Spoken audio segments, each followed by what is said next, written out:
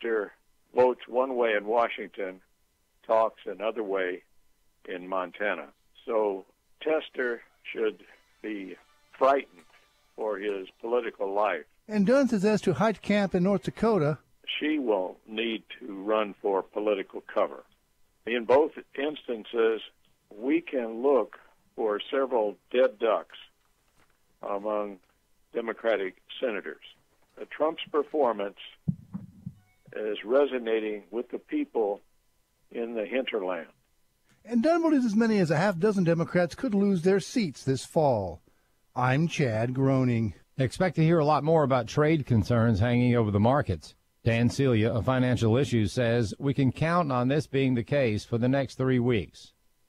We can almost plan on it. I mean, we're gonna have this overhang of trade, tariffs, potential trade wars, on and on it goes. We're gonna have this for a while, and I suspect it's going to be a good long while that we are going to have this. It doesn't look like there's any room for any.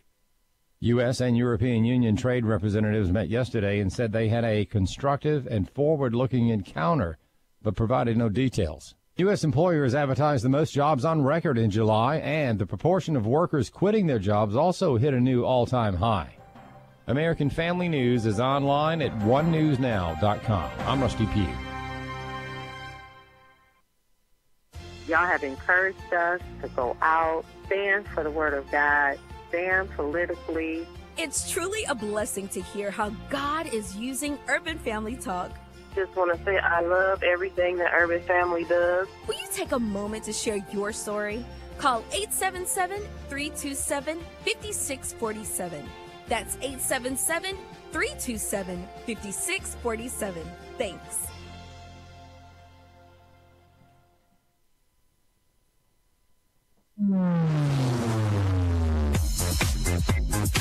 She's sharp, pointed, and insightful.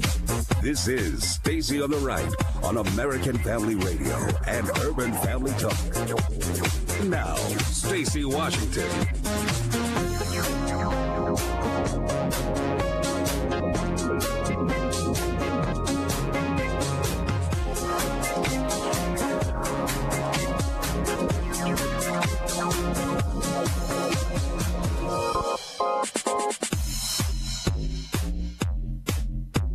Welcome to the program, everybody. Great to be with you today. It's Tuesday, and we have so much going on. First off, we want to start off with a tribute for those that lost their lives in the horrific Islamic terror attacks of 9/11. They happened, it seems like an age ago. If you had children then, as we did, we had babies at the time. We've seen those children grow up, and we've seen the nation absorb the shock of the loss and try to move forward in a way that both honors those who lost their lives and looks to the future. And so one of the things that we've seen happen is a lot of people are today posting beautiful images and sharing stories from that day. And I'm kind of in the same boat. I remember it vividly because my husband and I had an appointment, and a girlfriend of mine was watching our kids that day. So we have the toddler, the oldest daughter, and then we have our son who's a baby, and they're very close together in age. So we're driving to drop them off, and I remember being on a very specific highway in St. Louis and seeing this. It was like a lot of people kind of pulled over to the side of the road, a lot of people walking and using their cell phones, and I didn't have a smartphone at the time. It was just a plain old cell phone. And so we're listening to some music. I turn over to our local talk radio station, and they're describing, an accident, an aircraft flying into one of the World Trade Center towers. And I looked at my husband. We're just driving along. Kids are in the back seat in their pumpkin seats and all that. I look at my husband. I said, this must be some kind of horrible shock joke. Like, whoever thought this up will be fired, because that's the worst thing I've ever heard in my life. And he keeps talking. We turn over to AM radio, and they're reporting the same news. So I immediately take my cell phone and try to call my parents who live in the D.C. metro area, actually in Virginia, but at the time my mom had an office in Crystal City and an office at the Pentagon. And so at that point, I'm doing this.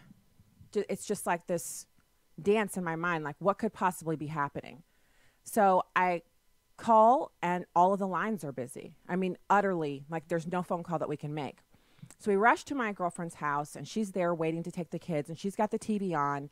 And I remember she had one of those big, before flat panels were really popular, you had this big television that sat on a stand. It was all one piece and it was like not as big as a regular TV in depth, but it was kind of, you guys know what I'm talking about. She had one of those huge TVs. And on it is a picture of one of the World Trade Center towers. And it's got like, it's been hit by a plane. And she's sitting there shaking her head. And she's like, Stacy, it's something horrible is happening. So we come in, set the kids down, and we all sit on her couch and watch the second plane hit. And then I realize, oh my goodness, this is ongoing. And when the Pentagon was hit, when the plane hit the Pentagon, I immediately thought, I can't get through to my mom on the phone. I wonder if she's there, because she had the two offices and she would work at the Pentagon some days and some days in Crystal City. So it was a few hours later after, of course, Flight 93 was downed in the field in Pennsylvania and we knew what was going on, that it was a terror attack, that I finally get a phone call. We canceled our appointment. We went back home. We spent about an hour at my friend's house. We went back home to our place and we're just sitting there wondering, like, what, first of all, who's been affected, how many people died, et cetera, et cetera. And I finally get a call from my dad. He's like, your mom's fine, your mom's fine. Later, of course, we found out that the part of the Pentagon that was hit was her office and the other offices around it. She lost 26 coworkers that day. And the only reason she wasn't there is because she was on her way, the highway that goes directly to the Pentagon. If you've ever been to D.C. and you've driven towards Springfield, Virginia, you drive right by the Pentagon on the highway. She was on that highway. She could see the Pentagon that morning, and she said, oh, my goodness, I forgot. She had a box of files. This goes to show you how long ago this was. Everybody had email, but there was still a lot of paper that people kept. And she'd promised to bring the box of files with her, and she said, oh, man, I had to run back to Crystal City and get it. So she got off at the exit, turned around and went back, and she was in Crystal City at her office getting that box and talking with some coworkers when the Pentagon was hit. And so I remember the day vividly because of that timeline, but I also just have this, it's like a sense of dread when you look at what happened that day and you think about how easy it was for these terrorists to come to the United States, learn how to fly planes, and then board a plane and do what they did. And that we now have the TSA and we have so many other things that we've done, Homeland Security, so many other agencies have been stood up in the place of what was there before. Yet we still have this rampant partisanship, and it's kind of a horror that I don't really feel as if we're much further away from that moment when people could enter the country and want to do us harm because of what's going on our southern border. And also the partisanship, the hatred for Donald Trump and anyone who supports him, the hatred for any idea that goes against this borderless, just everybody in, everything goes type of philosophy that's dominating the left side of the political aisle right now. So right now I want to listen to President Trump. He paid tribute to the 9/11 victims. He and Melania traveled to Pennsylvania today, and they stood at the Flight 93 Memorial, and he gave a speech, and it's already being lauded as one of his better speeches. I think it's interesting that he chose to go there. It's wonderful. Obviously the speech was, I think, 7 minutes. We just have a minute or so here for you, but I wanted you to get a chance to hear what the president said, and then I have a little bit of a response to that. It's number 3. We're gathered together on these hallowed grounds to honor the memory of nearly 3,000 souls who were murdered on this day 17 years ago. We're here to pay solemn tribute to the 40 passengers and crew members on Flight 93 who rose up, defied the enemy, took control of their destiny, and changed the course of history. Today we mourn their loss We share their story, and we commemorate their incredible valor. On September 11th, 2001, a band of brave patriots turned the tide on our nation's enemies and joined the immortal ranks of American heroes. At this memorial on this sacred earth, in the field beyond this wall, and in the skies above our heads, we remember the moment when America fought back. So we do remember that moment, and we remember the people that we lost and the bravery of the individuals on that flight who prevented the White House or the Capitol building from being among the casualties that day, which would have been an utter victory for those who practice radical Islam and those who really want to see not just the end of America, but the complete obliteration of our influence internationally and abroad. And you know, I think I saw a piece this morning where someone, it was actually one of the White House correspondents and the emails that they send out where they're following the president around and they report. One of them said that he referred to it, and then they put scare quotes around it, radical Islamic terror, as if it's out of vogue to say radical Islamic terror. It was Islamic terrorism. I don't know how radical it was, since terrorism is practiced around the globe every single day in the name of Islam. But it was definitely Islamic terrorism. And we just have word out of Iran just today that they're talking about doing acts of vengeance against countries outside of their own border. In other words, they're saying we can still reach out and touch you wherever you live. We can still hit you. And we're going to, because they're very frustrated with the situation in their country right now, especially economically with the sanctions being back on. And so in the face of that, we need some encouragement. Today is not a day where we kind of wallow and feel a sense of upset about anything. Today is a day that we remember those that we lost and ask God for his not only forgiveness for the wickedness that's in our land, but for his hand of mercy and grace, and for him to protect us going forward. And, you know, there are still righteous men and women to be found in this country. And therefore, the prayer of a righteous man availeth much.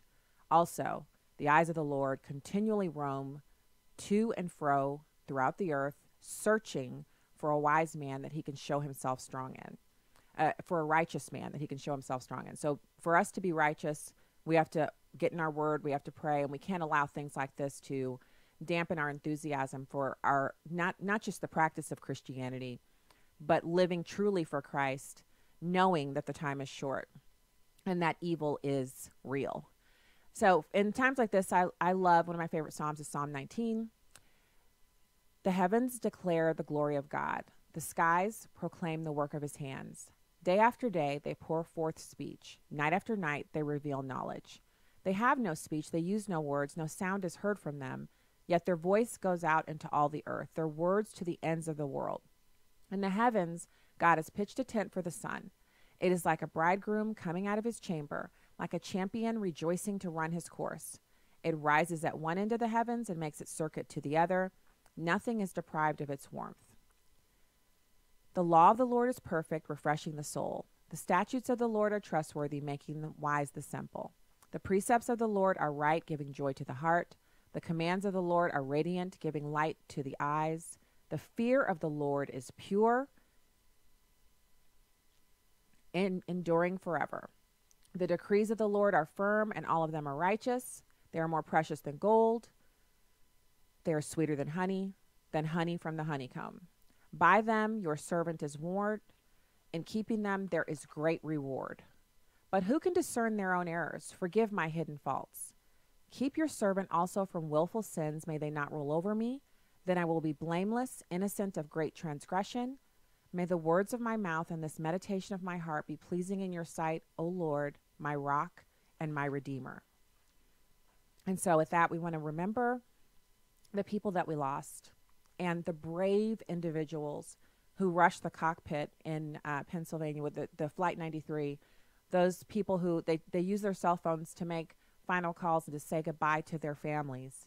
And then they rushed the cockpit and prevented what would have been arguably one of the most tragic results, which, you know, the Capitol building where our legislators were, or the White House, even though the president wasn't in residence, to have that happen would have been catastrophic.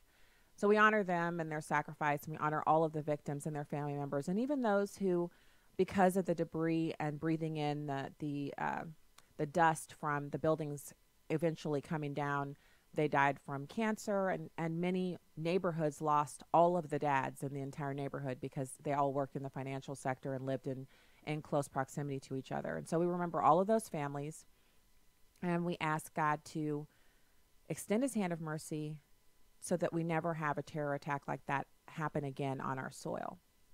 So the rest of the show today, we're going to be talking to Amanda Prestidigiacomo, staff writer for the Daily Wire. She's going to come on and talk about Nike and Kaepernick and the gamble that they took and whether or not it's really going to work out.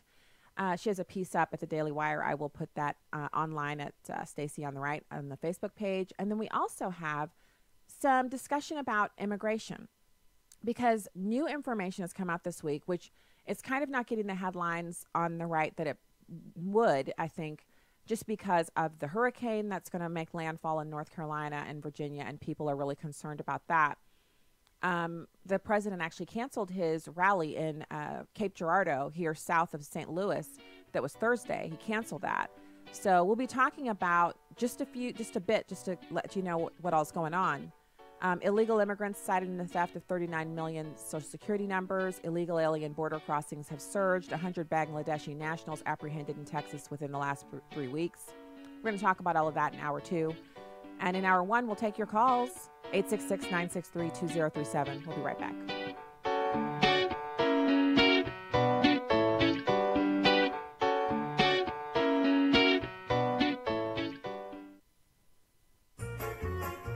Hello, everyone. I'm Tim Wildman, president of American Family Association and American Family Radio. You know, the very first day in Israel, when we're staying in Jerusalem, we go to the Mount of Olives. And it's there at the Mount of Olives we look out over the old city of Jerusalem. It's a spectacular sight. You've seen it in pictures before, but it's another thing to actually be there as we walk down from the Mount of Olives to the Garden of Gethsemane, and we pray there. It's going to be a wonderful time with brothers and sisters from around the country visiting the Holy Land, the land of Jesus. If you want information on this March 14th to the 22nd tour, just call us and we'll send you a brochure. Call 1-800-FAMILIES, F-A-M-I-L-I-E-S, option 5, and leave us your name and your address, and we'll mail you a brochure. Or if you want to simply go online at twholyland.com, everything's there. twholyland.com. Hi, I'm Crawford Loritz with a legacy moment. I once saw a movie in which some FBI agents were out to capture this fugitive and bring him to justice. But every time they got hot on his trail, he slipped right through their hands. It was as if he was being tipped off. You know what? He was. One of the agents was crooked and in league with this criminal. The FBI was not successful because of some serious disunity. Division is awful and destructive. It's a bad thing. Disunity means dismantling something, and the primary culprit in disunity is a spirit of division. It's a tragic truth. There are people who intentionally want to divide the body of Christ for their own agenda. Oh, they can sound very spiritual, but often their position comes from a heart of self-centeredness and personal ambition. We're not to tolerate divisive people. Some of the strongest language in the Bible is directed toward those who have divisive intentions. Listen to Titus chapter 3, verses 10 and 11. He gives some very clear, strong instruction. Reject a factious man after a first and second warning, knowing that such a man is perverted and is sinning, being self-condemned. You see, Jesus Christ died on the cross to make us one. The night before he was crucified, he poured out his heart before his heavenly Father in prayer, pleading for our unity. Now, if we're proclaiming the truth and it's biblical principle we stand on, and people are divided because of an inability or unwillingness to respond to the truth, that's one thing. But if I have just a self-centered agenda, that's quite another. Here's what I want you to remember today. Division is a deadly poison. It contradicts the unity of the Godhead and destroys the unity he wants us to experience. Let's run from division and pursue unity. Join Crawford Loritz tomorrow for another Legacy Moment. This is Stacy on the Right with Stacy Washington on American Family Radio and Urban Family Talk. Welcome back to the program, everybody. StacyOnTheRight.com is where you can hit the subscribe button. We also have fantastic news and information for you over at UrbanFamilyTalk.com and AFR.net.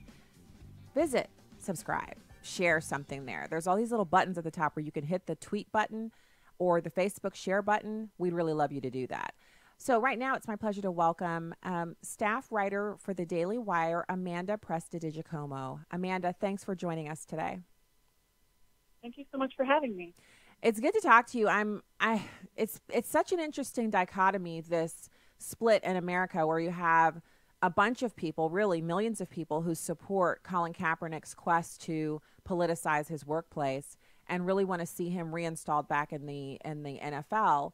And they want to see him given prominence, and they really, they're always thanking him and sending him tweets and things saying, "You're so wonderful," for what he's done with the kneeling protests. And then there are many others who are also ticket holders, ticket buyers, et cetera, who feel exactly the opposite. And so Nike has kind of drawn a line in the sand by choosing him to be the face of the kind of revival or 30-year anniversary of the Just Do It ad campaign. Yeah, they really had.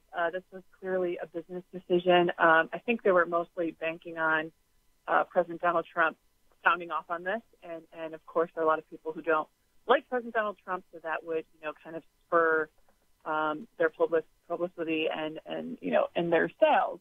But of course, as we saw during the NFL protests, when Colin Kaepernick first started kneeling, and continually as this progressed, that boycotts and people turning off their TVs and not watching this because they strongly disagreed with the protest and they saw it as a form of disrespect to those who fought and died for our country. That kind of backfired. That those boycotts actually did work. Typically boycotts will die down, but as we saw, the NFL actually even, changed their stance on this. A lot of teams were like, "Hey, we're going to stand." I think, the openers, we had Marshawn Lynch, one or two players who took a knee. That was pretty much it. So clearly there is a backlash to this. This was a business decision on Nike's part, but I'm not positive it's going the way they planned. So they've lost a lot of market share. And in your piece, you have a piece up at the Daily Wire where you talk about, that Colin Kaepernick isn't just controversial because he started the kneeling protest. He actually protests police officers.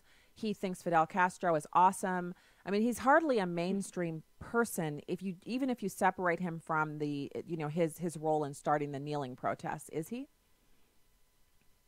Yeah, no, that's right. So he is, the face of the social justice left. So as we see social justice warriors continuously do, they will praise somebody, like a murderous dictator like Fidel Castro. As we all know, Colin Kaepernick wore a pro-Fidel Castro shirt. He wore socks that depicted cops as pigs. So again, that's an anti-police sentiment. He was very explicit about this. Said that America was a racist country against black people, and of course was talking about police officers. So this is not, this was a broader, a very extreme social justice left stance that he took. And you had some people agreeing with him, and there were a lot of people who said, of course he has the right to do this, but that doesn't mean there aren't going to be consequences for this. And as we saw, as I highlighted in my piece, Morning Consult had about 8,000 people they interviewed before and after Nike made this stance, and there was a huge drop in favorability of Nike after they made this stance. And as Michael Jordan once said, Republicans buy sneakers too. So this was a risky thing that they did. There are a lot of people who don't agree with Colin Kaepernick who did buy Nike products, and we'll see if they continue to. So one of the things that I found interesting about what you just shared, I was kind of fascinating, 8,000 interviews. That's an overlarge sample for any kind of a survey, right? Surveys are usually 1,800 or 2,300 or at most 3,200 people. 8,000 adults were interviewed for this. he no boost among key demographics, which are younger generations, Nike users, blacks, and other demographics. Favorability declined rather than improved. I saw an op-ed out saying that over at the Undefeated, where they say that Black Americans are really reevaluating their support of football as a sport, even though a high percentage of the NFL players themselves are Black, that most Black Americans don't see the NFL as being supportive since they don't want the protests to go on. Does that really make sense in light of this survey result? Well, so if you look at surveys about the NFL protests, there is a split between Black Americans and white Americans, and that's just undeniable. Black Americans, majority, according to polling, support Colin Kaepernick and the protests overall. The poll from Morning Consult, so it's 8,000 people total, and these were interviews before and after total. So I think it was about 2,000 to 3,000 that was post Nike split, and they kind of put all the data together to get these numbers. Okay. But as we saw, so I think there was an initial surge that Nike garnered from this, from the stunt, basically, with having Colin Kaepernick as the face. But overall, it's about the stock market, and we see at these longer term polls, it's not, it's just nearly $4 billion hit in market cap, right off the bat, and we also see favorability dropping overall. So again, you have to, look at demographics, of course. Those are going to be different, but even the demographics of Black Americans that dropped a little bit in this polling as well. I think there's a few ways you can look at it, and I think so. You broke that down well, and that gives us some further understanding to what's going on. But I do think there are Americans out there, so there obviously more Black Americans support the kneeling protests than do not. But there's a significant number of Black Americans who understand that that's Colin Kaepernick's workplace. And so the prohibition on kneeling there and the backlash, the corresponding backlash, whether it's misunderstood or not, impacts the profitability of his employer, which is why he's unable to get a new job in the NFL. And so there were other options for protesting. And I also saw in that Undefeated piece that there's this big kind of, they're saying, look, he accomplished something because the NFL has pledged, I think, $87 million to programming to help improve relations between Black communities and the police and educational things and stuff like that. But why does the NFL writ large, why are they responsible for what's going on in Black America as opposed to the players themselves who hail from Black America, using some of their millions, billions collectively to do something positive in the Black community? Yeah, I think that's what people would like to see. They would like to see, people kind of put their money where their mouth is. And instead of, going after something so controversial, something that would really be offensive to a lot of people, and this transcends color. Everyone, black, white, brown, orange, everybody, different people serve in our military, protect our freedom, die to give Colin Kaepernick the right to take that knee. So, there are other ways to go about this. I think it was Coach Tony Dungy, he's retired now, of course, but he said that, he's also black. He said that, kneeling during the national anthem is offensive, and that if he were a coach, he would like to give his players a platform. I'm not one of these people who thinks that, you just, shut up and sing or play and shut up. No, if you have a concern, I think it's, fair game to state your case. But as Tony Dungy said, I would give them a press conference or, give them a platform to speak their piece. But kneeling during the national anthem was intentionally controversial. And as we see, Colin Kaepernick, scored this, it's not estimated to be, seven-figure deal with Nike. So he didn't, and that's kind of the irony here, that, the Nike ad is believe in something, even if it means sacrificing everything. I mean, that must be a joke. I mean, Colin Kaepernick was, he only started kneeling once he was second string. I mean, what exactly did he risk? He was already on the bench. This Nike ad, landed him at least $1 million. There were actual people, Army Rangers who died, who were NFL stars who took off from the NFL to go join our armed forces and died protecting our rights. I mean, that's sacrificing everything. getting a Nike deal, I'm sorry, in my opinion, is not sacrificing everything. In other words, Amanda, he's still living in the 1%, right? As he was before. Exactly. What, riding the bench? The people he scorned. Yeah, riding the bench is $466, I think. $466,000 a year they make riding the bench. That still puts him, income-wise, in the 1%. But he earned millions before that. So at no point has he ever had to dip down. And he turned down a deal. Yeah. And he turned down a deal, I think, from the Denver Broncos, because he didn't want to lose out in more money. So, I mean, give me a break. He's so affluent. He has so much money. He didn't sacrifice or risk anything. I mean, even if you disagree with Muhammad Ali, he at least risked something. I mean, he's been boxed for 4 or 5 years. I mean, that's actually risking something for something you believe in. This is a joke to me to say that he sacrificed everything. Give me a break. I agree. And what happens is, so in expressing this, I invariably have people, we had someone call into the show who was pretty upset. I've also had people email me and really nasty emails about the idea that I wouldn't support Colin Kaepernick's right to say whatever he wants. And at no point have I said he doesn't have the right to protest. What I've said is he's harming his employer by doing it on the job. And that with a platform like his girlfriend is a top DJ in the New York City radio market, one of the biggest radio markets in the country. Between the two of them, they could have, as you said, done a couple of press conferences and then headed straight to Instagram. And they would have probably been able to get a huge swath of Americans who maybe are or are not football fans, maybe even some that were, to support the cause that he was espousing, because they wouldn't have connected it to the military or to the flag. And they would have said, oh, so he's advocating for better relationships between black communities and the police. I'm down for that. I don't like Fidel Castro, but as long as he's talking about improving relations between the police and disadvantaged communities, what's not to like? He would have had broad support from all different parts of the political spectrum, and Americans who aren't political, who only watch football, would not have connected him and his cause with something that they love, that they don't want to see politicized. I think it's a huge mistake for him, because he seems not to have gotten the message that there's support out there for his ideas as they pertain to some of these things. But he can't even see that because he's too busy trying to say, the NFL, they're slave owners. Please point to me at a point during the history of slavery in America or anywhere in the world where slaves are paid millions of dollars and allowed to leave their job if they want. Right. I mean, it's totally comical. I mean, clearly this protest was about him. I mean, this is clearly about him.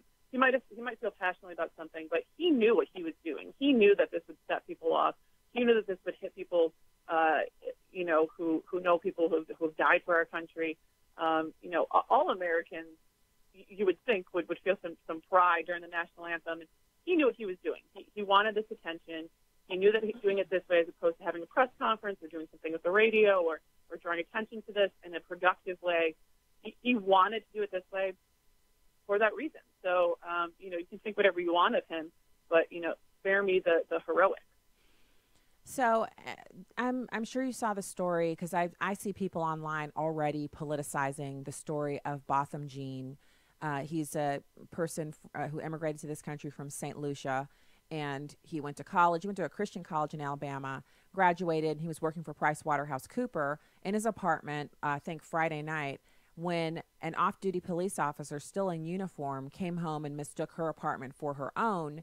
And when he didn't respond to her commands in the dark, she shot him.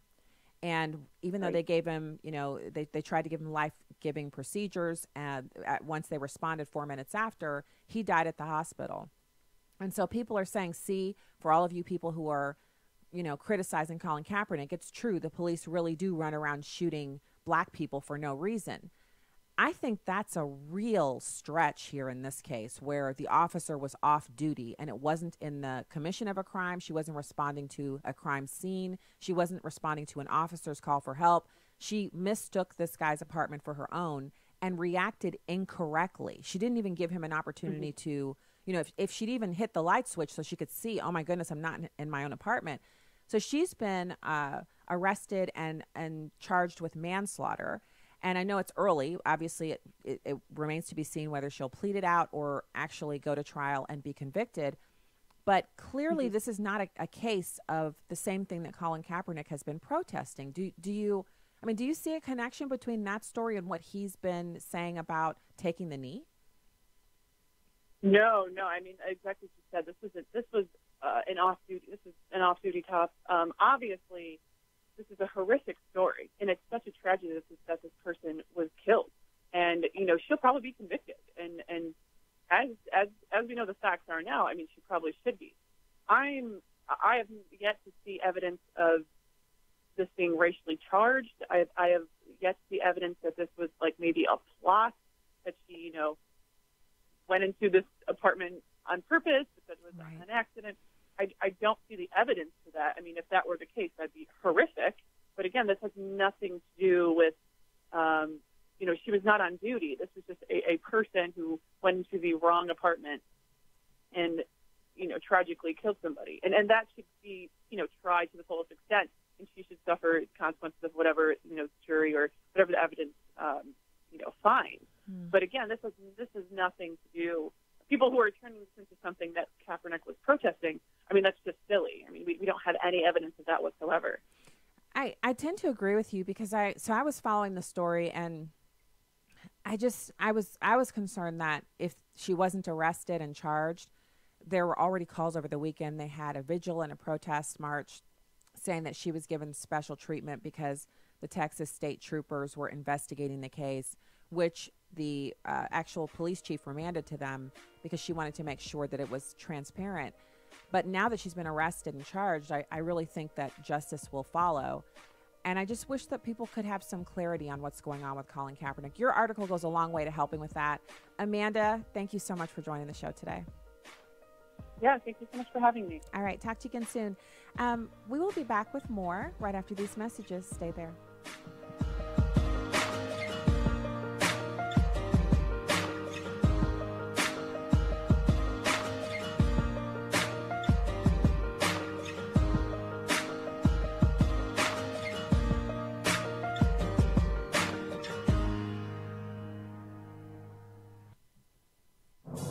What does it take to live an uncommon life?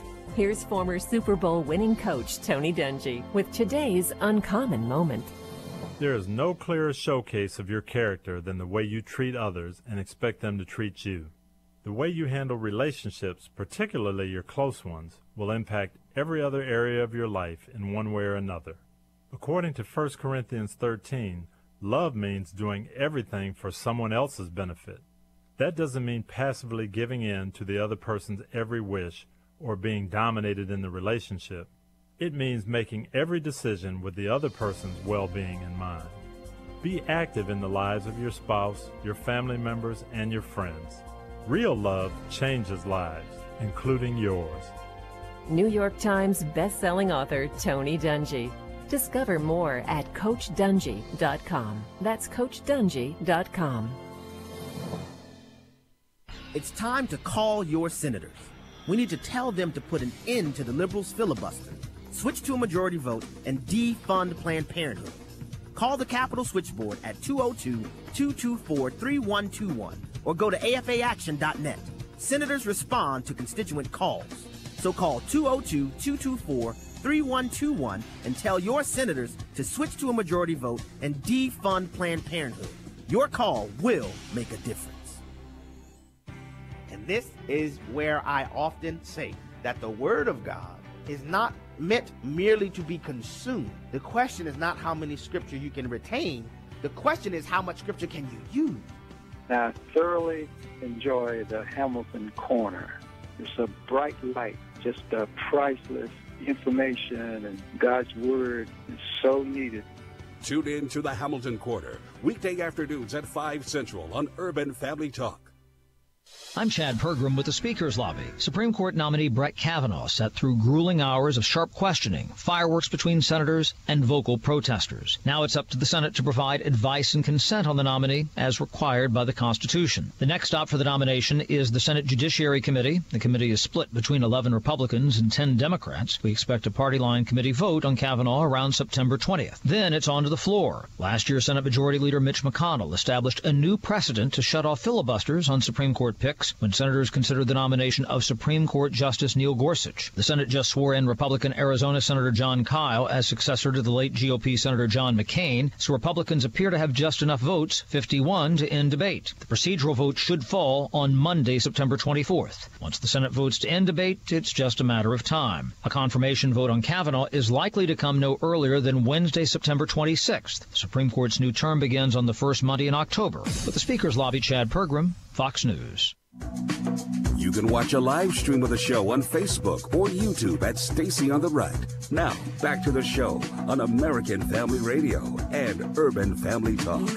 You know, one of the hypotheses that's been floating around about the economy lately is that the strong economy that we're seeing is just a continuation of recent trends. And, you know, since we're the nerds at the White House, we decided that this is a testable hypothesis. And so that what we can do is we can go out and we can estimate recent trends, that is trends that ran in the economy up to the point of the last election, and then compare the latest data to the recent trends. And so the blue part to the left of the slide is what happened from the 2012 election through the 2016 election. And the dotted blue line is the trend that President Trump inherited from the previous president. And the red line is what actually happened with the data.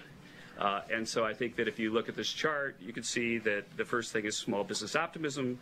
The middle chart is the percent reporting now is a good time to expand. The last one is the percent expecting higher real sales in 6 months. I think if you look at any of those, you'd say, geez, that doesn't really look like the continuation of a recent trend. So, welcome back to the show. Call lines are open at 866-963-2037. 866-963-2037. Here's what's funny about this. Did former President Obama not think that the charts and graphs would be deployed by Republicans to respond to his spurious claims that this all happened because of him? We're talking about, like, quantifiable data that proves that there was a market upswing in activity on all fronts after the election of Donald Trump. It was literally the very same month, you know, that it went up. Now, if you want to see that, the link to that, I believe it's, let me just check here. I think, yes, it's right on Stacy on the Right Show Facebook page. You want to watch that video. And the reason you want to watch it is because as he's talking, he's referring to these charts and graphs, and they are really just, it's fascinating. So let's go over just a little bit of it here together. So you've got this White House economic advisor. He calls himself a nerd. I thought that was pretty funny. His name's Kevin Hassett. He's the chair of the White House Council of Economic Advisors. And he immediately takes to the podium with the charts and graphs to his left and right, and he starts talking about some of the specific areas. So the first thing he takes on is small business optimism. He talks about the percent reporting now is a good time to expand, and the last one is the percent expecting higher real sales in 6 months. If you look at those, it doesn't look like the continuation of a recent trend. It's literally the line that's blue, which represents President Obama's last year in office. The trend line is going down. It's spiking and going down. After every spike, it lands further down. And then you have a red line that represents November 8th of 2016. And then immediately after the red line, you see it picks up exactly where it was on the other side of the red line, and it starts trending upwards precipitously while spiking, but never, it hasn't had a downtrend yet. Now, does this mean that there really was a magic wand? No. Does this mean that this will always be the case? No. Does it mean there was a general sense of optimism in the business world to have someone who promised to cut taxes and to, reform the tax code for private individuals as well as businesses, that represented a good thing to them? Yes. Is it racism? No. Because that would be basically asserting that millions of Americans held off on doing things with their businesses to spite a black president to their own detriment. So they refused to make money while a black president was in office. That just does not fly. People knew that there was going to be a directional shift. They began to anticipate that, and consequently the numbers went up. Business investment is up more than $300 billion over the trend. So it's not a continuation of a recent trend. So, and this is where the rubber meets the road, which is why I think, we're going to listen to some audio later of Maxine Waters she's basically reinvigorating. It's like she's giving her threats from before that she basically denounced, and Nancy Pelosi denounced them, and Chuck Schumer denounced them, and she'd come out and she'd kind of walk those comments back about not letting Trump supporters exist in public. Now she's reinvigorating and giving those threats the shock treatment so she can bring them back to life like Frankenstein, because in her mind, it's better to be talking about her making threats or not making threats than to talk about what this White House economic advisor and self-proclaimed nerd shared with all of America today. People will do anything to suppress news that proves that what they want to sell you is bad. It's like a bad financial advisor who charges you way too much in fees. He doesn't want you listening to his competitor who charges a third in fees and you make much more money because he gives better financial advice. No one wants their competition to be able to speak to you clearly and cogently so that there's a fair, competitive lay of the land. Everyone wants to tilt the board in their own favor. That's not a Christian precept, by the way, but that's the way a lot of people operate. And we can see that because if this were truly a fair operating marketplace, then this same story would appear on CNN. And it would appear multiple times in a 4-day period to catch the entire audience. People would definitely show this clip of this White House guy standing there presenting this information with the charts and graphs behind him and the link to the story at CNS News so that they could make sure that people understood that while we do like President Obama, the people at CNN do, he's not responsible for the current economic boom that America is experiencing. And Donald Trump, let's not be unclear here. Donald Trump is not directly responsible. It's not like Donald Trump's out there telling every business what to do. But he did give the market signals during the campaign that if he was elected, he would chart a different course economically. And that is enough to change sentiment among business owners. So I want to listen to the rest of this, and then, of course, we'll take some calls. The call lines are open, 866-963-2037, 866-963-2037. Here's the same economic advisor, and now he's talking about structures and buildings and durable goods. The first chart is non-residential fixed investment, and the dotted line is the trend and the growth rate of that President Trump inherited. For the middle chart is structures or buildings, and that, as you can see, the dotted line is something that's headed straight down. And then the final chart is equipment investment, and that went straight down before President Trump was elected. And I think that if anyone were to assert that the capital spending boom that we're seeing right now was a continuation of the trend that President Trump inherited, then, well, they wouldn't get a high grade in graduate school for that assertion. The next chart, please. Durable goods orders, capital goods orders, it's a key part of the economy, and it's one of the factors that we look at most closely because it characterizes basically the good-paying jobs, the jobs that affect normal Americans, blue-collar Americans. And the first chart is core capital goods orders, and the second chart is core capital goods shipments. And if you look at it, the blue, again, shows a clear downward trajectory in billions of dollars, and then that trajectory reversed itself completely when President Trump was elected. If you were going to assert that the current good news is just the extension of a recent trend, then you'd just simply be factually incorrect. So the other part about this that's really kind of, sorry, but it's really funny to me is that, so he could have come out, and you know how it is, like, we're all human. We all love a good, pushback, a good smackdown, a good rant. And so he could have come out and been like, look, here's all what's wrong with what he said. This chart shows yet it, but instead he comes out kind of like a librarian. He's like, well, anyone who believes that this is a continuation probably wouldn't earn good grades in graduate school, with a straight face. I'm over here laughing. When I watched it this morning, I was like, oh, this is so brutal. But he was not smacking anyone down. He was just coming out and correcting the record. That's the way it's supposed to be done. I give kudos to him for just coming out and sharing the information, in all of his nerdy glory, his word, not mine. And I think, the lesson here is just stop trying to take credit for other people's work, right? No offense, President Obama, but first of all, stop breaking protocol and criticizing President Trump by name. And second of all, don't take credit for stuff you didn't do. I know his favorite slogan is "You didn't build that," but you really didn't build that, Barack Obama. You didn't. It's not your thing. And so it's okay for you to, give credit where it's due. Just say, he has changed the atmosphere for business in America, and that's great. I'm glad to see Americans making money. That'd be so much more honorable. Let's go to Alex in Texas. Thank you so much for calling the show. Hello. Hi. Hi. Can you hear me? Yes, I can. Okay, I'm sorry about that. Well, listen, I'm really praying that Colin Kaepernick has a road to Damascus situation, with doing what he feels, hopefully in his heart, for the black community.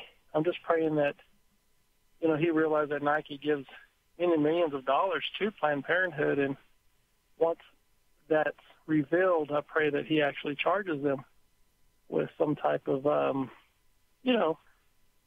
questioning and saying, "Why do y'all do that?" I hope it really turns in his favor. You know what? That is an excellent point. And I Alex, thank you for bringing that up. I want to say, in all of our conversations about Colin Kaepernick, my hope is that he would use his influence, because now he has a sizable following in the black community especially, to be able to do something amazing. And wouldn't it be something if he said, yeah, in addition to giving up everything or whatever the slogan is, I'm also going to be the first prominent black American out there to say you shouldn't be giving money to Planned Parenthood. If we're talking about saving black lives, why not save the most you can save?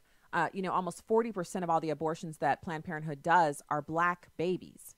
But blacks are only 13.8% of the population, and black women are 7% of the population. 7% of the women. Women are 51% of Americans. Of that 51%, 7% are black women, and 7% of the 51% account for almost 40% of the abortions. Come on now. We can do better. I think that's a great thing to, if you're on social media, to tweet Colin Kaepernick. I mean, if we're going to have a movement, why not have a movement that actually yields the saving of lives? Imagine all of the Ben Carsons, Condoleezza Rice's, Colin Powell's, and other unnamed black Americans who do amazing work in their career field, in their homes, raising kids, working as teachers and nurses and you name it, working in factories, working wherever they work. Imagine how many of those people we are just flushing away in the name of bowing down to the God of sexual freedom and, reproductive rights, which are just euphemisms for sin against the temple of the Holy Spirit. Yeah.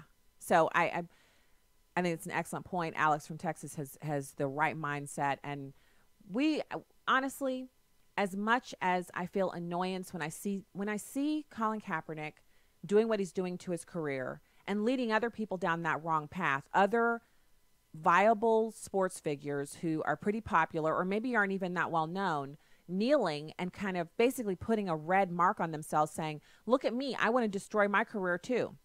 Average career in the NFL is 3.5 to 5 years. These men have a very short period of time in which to be, stars and play the game. And then after that, they have to be marketable. They have to be able to earn a position or work a position doing something else, whether it's going into financial management or going into the private sector and not being famous anymore, or it's working on television, going and getting a television broadcasting job, announcing or doing sports or even news and commentary. These individuals will have alienated themselves from half of America in participating in these protests. And it's not garnering, like it's been asked over and over again, and I have the same question.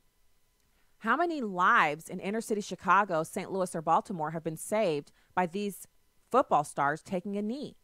How many criminals have said, oh, I can't shoot anybody today? Colin Kaepernick has 5 NFL players taking a knee this week. I save all my shooting for next week. Sure hope they don't take a knee because I won't be able to shoot anybody. That's not what's happening. The violence and carnage is continuing. So the question is, what impact is he having? What impact is that $87 million going to have from the NFL? And I'm not scoffing at it. That's a lot of money. But if you look at the cities we're talking about and the impacts, you could spend $87 million in St. Louis in 1 month remediating all of the criminal problems that are going on in down there. And I say down there because I don't live in the city of St. Louis. I live in the suburbs. So it's one of the things that I think is really most telling about all of this is there's no plan. So if you say to a person who's poverty-stricken, here's $1,000, and you don't sit down with that person who's poverty-stricken and map out a plan for what to do with that $1,000, that $1,000 will be gone in less than 5 days. And then what have you really changed? What have you assisted them in doing? If you give it a $10,000 to a middle-class person who's not good with money and you don't have a plan, I'm giving you this money to pay this bill off or fund this or, get you out of that. This $10,000 is seed money for your oldest child's college education. This $10,000 is to be used to pay off your car loan so you can afford to stay in your house and, pay all your bills. If you don't have a plan for it, it just flies. You don't know where it's going. And that's what's going to happen with that $87 million. And that's a huge travesty. Colin Kaepernick could actually, since he's not working, take the initiative to create a plan for that money and then get out and really protest on his own time and start showing Americans where his heart is on this. We'll see. All right. We'll be right back with Hour 2 right after this. Stay tuned.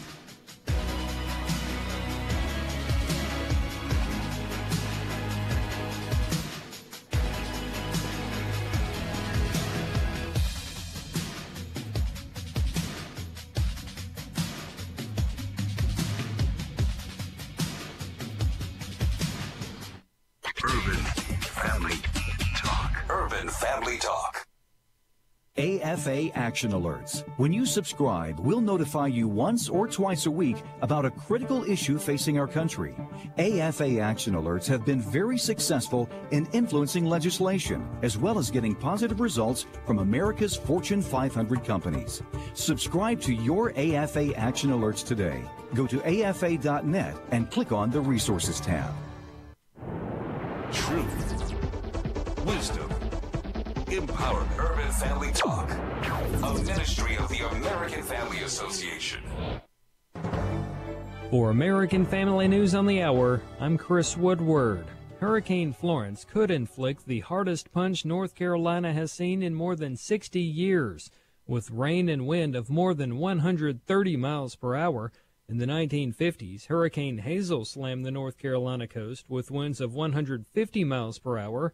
That storm was blamed for dozens of fatalities in at least 4 states and an estimated 15,000 destroyed buildings. North Carolina Governor Roy Cooper. The waves and the wind this storm may bring is nothing like you've ever seen.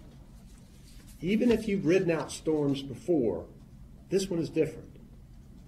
Don't bet your life on riding out a monster. South Carolina, Virginia, and Maryland have joined North Carolina in declaring a state of emergency. Today is the anniversary of the 9/11 terrorist attacks, and one of the features of the 9/11 memorial is the Survivor Tree. Fox's Tanya J. Powers has more on how the tree is not just a symbol of hope to those who visit Ground Zero, it's also bringing hope around the world. It's known as the Survivor Tree, a calorie pear that survived the 9/11 attacks, and its seedlings are spreading hope to more than just visitors to New York. The seedlings are tended to by students at John Bowne High School in Queens. When we started to tell the stories to the kids and hear them tell the stories to other kids, we realized that we were really charged with a lot more than just arboriculture. Assistant Principal Steve Perry says those stories are the best lesson. That explain to you what this tree means to them and to their family. You realize that it's really quite an important task that we've taken on. Survivor Tree seedlings have been sent to the sites of other attacks, including Manchester, England, Orlando, and Newtown, Connecticut. In Lower Manhattan, Tanya J. Powers, Fox News. Meanwhile, voters across New Hampshire are going to the polls today to choose candidates for an open seat to the U.S. House of Representatives, a Republican challenger in the other House seat, and a Democratic opponent for the incumbent governor. New Hampshire's Tuesday primary comes 8 weeks before November's general election. The leader of a Christian law firm continues to call on West Point and the Air Force Academy to remove Nike logos from their sports teams' athletic gear AFN's Bill Bumpus explains why. That's because the sports apparel giant recently featured Colin Kaepernick in its 30th anniversary Just Do It campaign. The former NFL quarterback is responsible for starting the movement in the league to take a knee during the national anthem. Richard Thompson, president and chief counsel of the Thomas More Law Center, says Nike's new marketing plan celebrates Kaepernick's disrespect for America, the flag, and those serving in the armed forces. Why should these leaders at this point advertise a private company on their uniform that shows so much contempt for not only our country, but for the men and women fighting to preserve our independence and to preserve our constitutional way of life? Thompson tells AFN at one time when Nike was staying out of the political process, it wasn't an issue. But now that Nike's involved in a really political statement celebrating contempt for our nation, I think if West Point and Air Force Academy have some way to get out of any contractual relationship they have, they should take it. Thompson believes Nike is going to realize they made a horrible business decision and walk it back somehow. I'm Bill Bumpus. In more positive news about the economy, small business sentiment reached a new record in August. That's according to a National Federation of Independent Business survey, which finds sentiment came in at a seasonally adjusted level of 108.8. Dan Celia, Financial Issues, says that's almost 1 point higher than the previous month. It was at 107.9. And by the way, just to put it in perspective, the last time we saw small business sentiment this good was 35 years ago. The August survey also found that inventory investment plans and capital spending plans were the highest in more than a decade. Find more news at onenewsnow.com.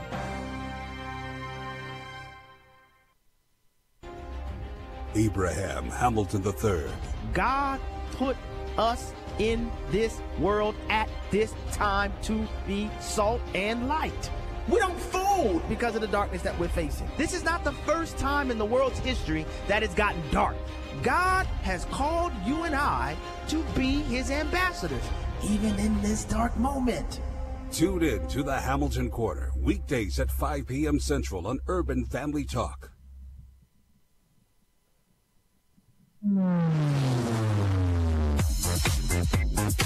She's sharp, pointed, and insightful. This is Stacy on the Right on American Family Radio and Urban Family Talk. Now, Stacy Washington. Welcome to the show. Thanks for being with us today. Head over to Stacy on the Right on Twitter and Instagram and hit the follow button so you can see all the cool stuff that we put out. And welcome to hour 2 of the program. We're going to be discussing all of this ridiculousness that's going on at the southern border. But what I want to start off with is Maxine Waters, who is, she has to have her name in the news. She has to have a different kind of pats on the backs and high fives from people. And in order to get those, she has to be very, very not mainstream. She has to be outside of the pale. She has to be extreme. And she seems to have learned nothing from getting that kind of verbal smackdown from Nancy Pelosi and Chuck Schumer when she made the original offending comments about running Trump supporters and Trump administration officials out of the public eye, running them out of grocery stores and gas stations. She seems to have learned nothing from that. Here she is talking about how she threatens Trump supporters all the time. It's number one. There are those who said that we lacked civility when I got up and talked about the president's cabinet. And I said, if you see him anywhere, if you see him at a restaurant, if you see him in a department store, even at a gasoline station, just tell him you're not welcome here anywhere. And so it frightened a lot of people. And of course, the lying president said that I had threatened all of his constituents. I did not threaten his constituents, his supporters. I do that all the time, but I didn't do it that time. So she says she does it all the time, but she didn't do it that time. So if she does it all the time, then how is the president lying? And why is this about Donald Trump? She said what she said about regular people, like just regular folks who are running around, whether they work for the White House or not. If they support the president and you know about it, they shouldn't be allowed to be in public spaces.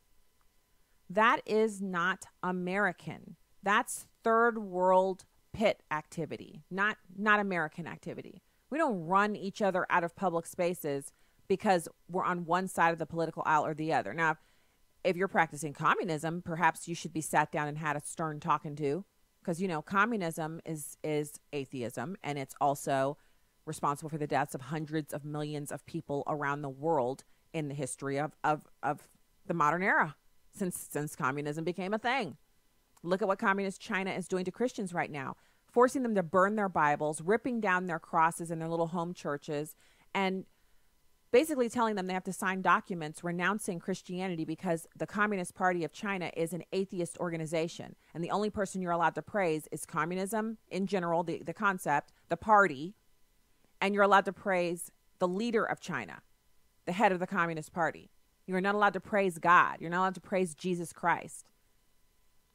And so one of those Christians, she's actually on, there's a video that's been circulating around where she says in Chinese, she says, it doesn't matter that they destroy our Bibles. It doesn't matter that they destroy our home churches. She says, nothing will destroy the word of God and the gospel of Jesus Christ. Those are the words of someone who truly understands what it means to be persecuted for their faith and to hold on to it because it is dearer to her than her life itself. And she's going to go out claiming the name of Jesus.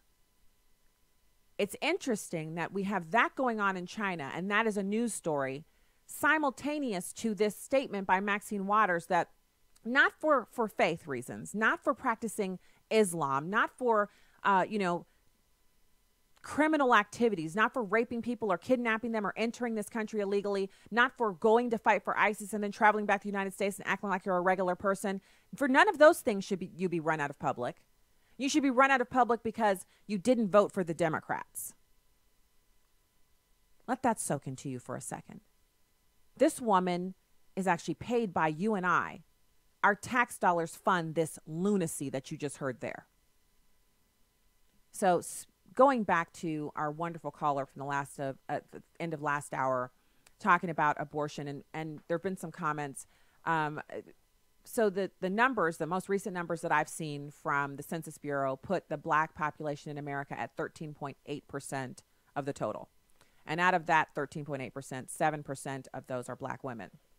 And so those are the most updated numbers I've seen from the Census Bureau as it pertains to that. So just add 40% to that number, and that's how many blacks would be here in America if it weren't for abortion.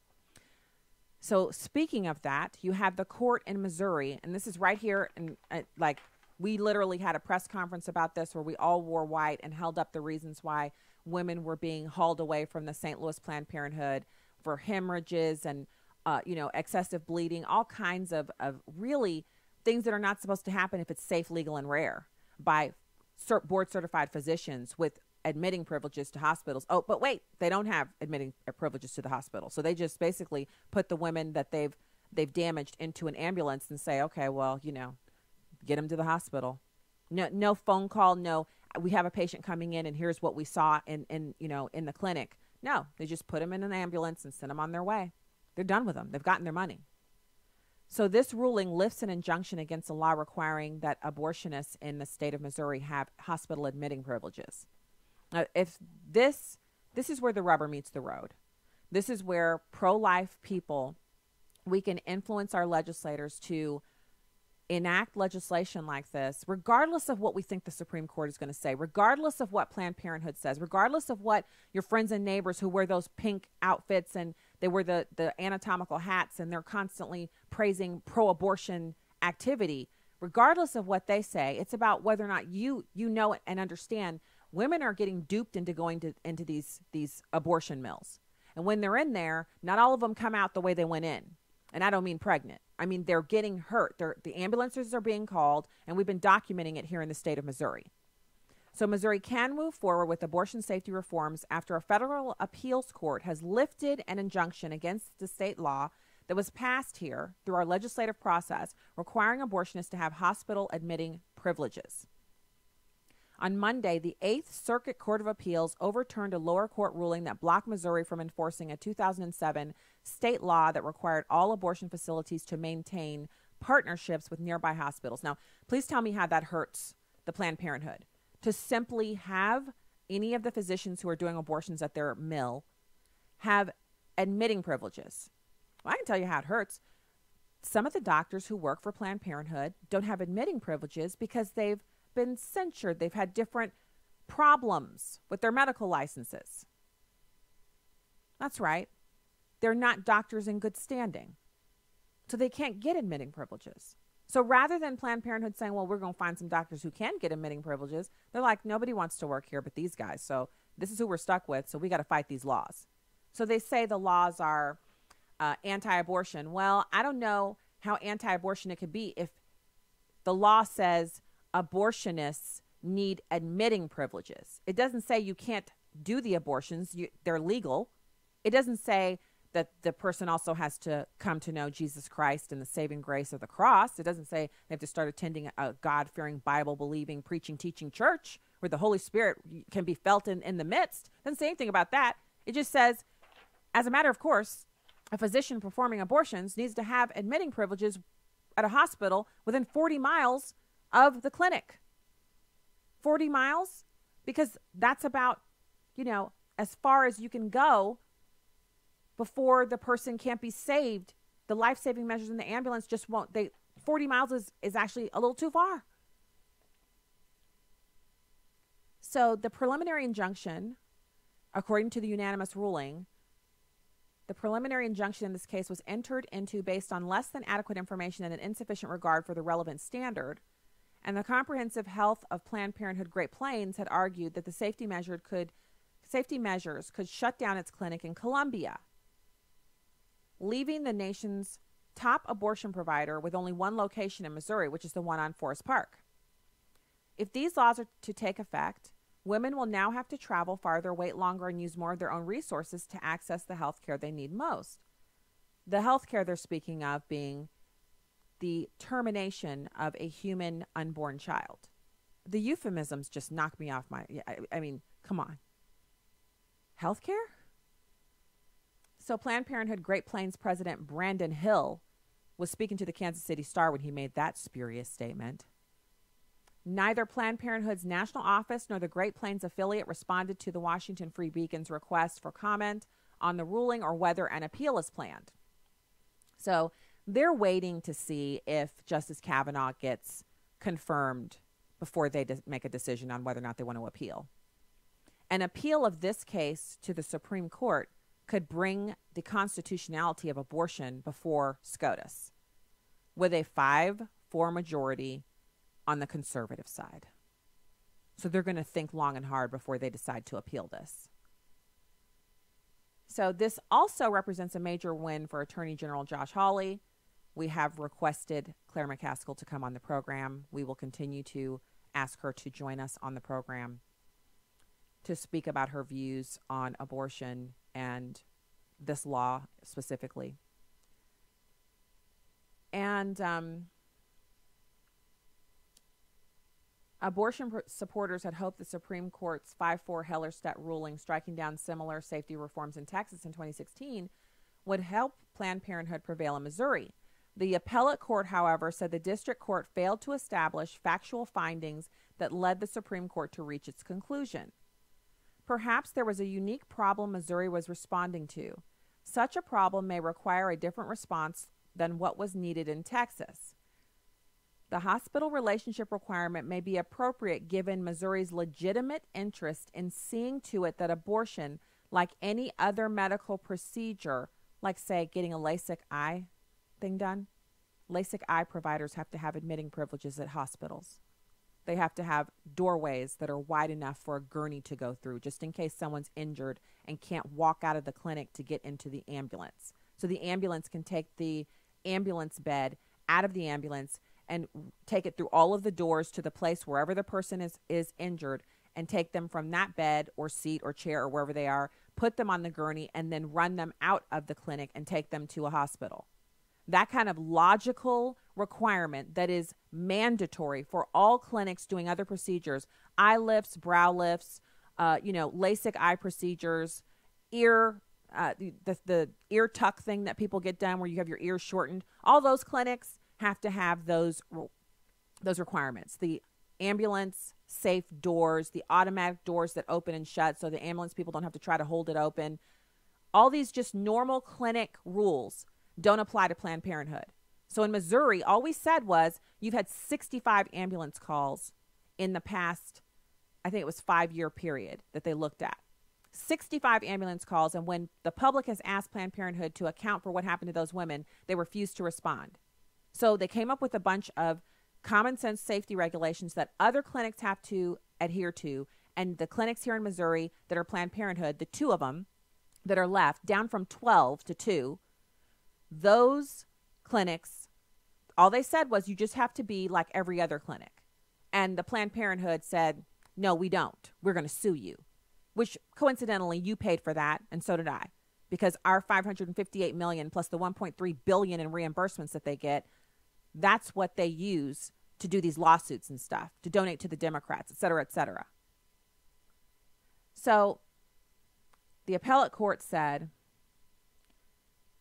Missouri's legitimate interest in seeing to it that abortion, like any other medical procedure, is performed under circumstances that ensure maximum safety for the patient. Given no such inquiry was made and no findings ascertained, we remand for the district court to do that which Hellerstedt instructed, consider the evidence in the record, and weigh the asserted benefits against the burdens. Which means the original court will have to review the 65 ambulance calls. They will have to use the Sunshine Law to request all information pertaining to those 65 ambulance calls, and Planned Parenthood will have to respond to the queries describing what happened to precipitate those ambulance calls. And if any of the ambulance calls have anything to do with them not operating in the same manner as other clinics that just do your eyes or your ears, it will be rampant justification for the laws that Missouri enacted. It's a slam dunk, and God gets the glory. We've been praying for this, and all I can say is amen. On to the next. We'll be back with more right after this. Stay there.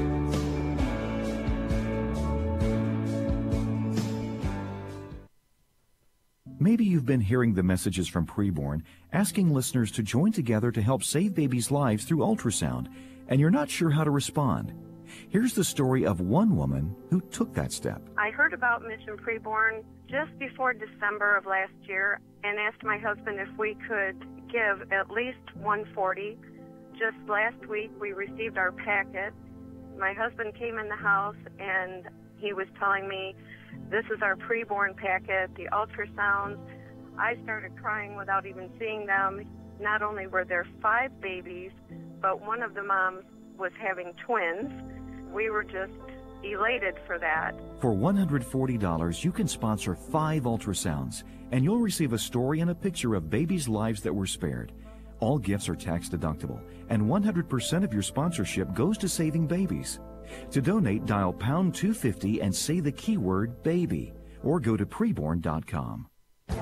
This is Viewpoints with Kirby Anderson. When voters go to the polls, they need to not only pay attention to congressional races, but also the races for state legislature. Karl Rove refers to this as the other House race. We talked about his commentary recently on Point of View. These days, most people are focusing on the elections of the U.S. House of Representatives. About 60 of the 435 elections will be competitive and ultimately determine whether Republicans or Democrats control the House next year. The other House race is at the state level. Who the voters elect to state legislatures will determine the congressional districts in the next decade.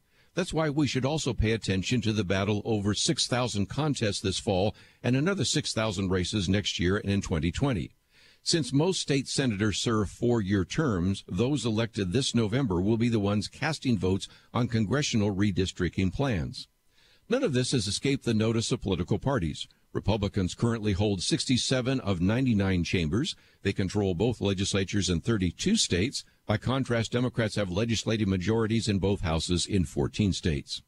None of this should escape the notice of voters. Who you vote for in the state legislative races this fall and in the near future will determine who you can elect in Congress a few years from now. Remember that I mentioned that only 60 of the 435 races for the House of Representatives are competitive races. I might add that the number is a bit higher than usual because so many Republican members of Congress decided to resign this election. This is yet another reminder that you really need to pay attention to all the candidates you elect up and down the ballot. It will have an impact on you in the future. I'm Kirby Anderson, and that's my point of view.